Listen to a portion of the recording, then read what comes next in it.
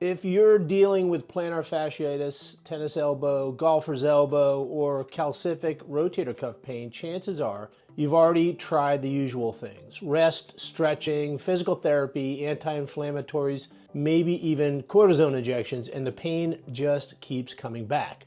What all of these conditions have in common is that they're usually not inflammatory problems anymore.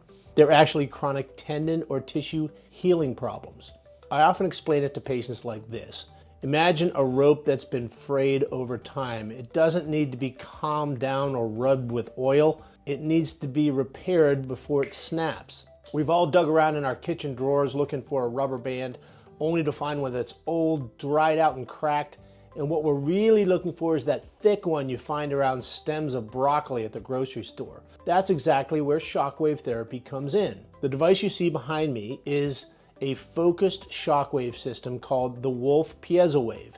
It delivers very precise acoustic energy into injured tissue. That energy stimulates blood flow, triggers new healing signals, and helps reset chronically damaged tendon and fascia that have essentially stalled in a failed healing state. For conditions like plantar fasciitis, tennis elbow, golfer's elbow, and rotator cuff calcifications, this can be a game changer, especially when pain has been lingering for months or even years. One of the biggest advantages of shockwave therapy is that it's completely non-invasive. There are no needles, no drugs, and no steroids involved. During treatment, most patients describe the sensation as strong tapping or pulsing. It can be a little uncomfortable at times, but it's very tolerable. I've done it, and it gets easier as the session goes on, with each session lasting about 10 to 15 minutes. A typical treatment plan is 1 session per week for about 6 weeks. Healing isn't instant, but it's progressive. Patients often notice gradual improvement over the course of treatment,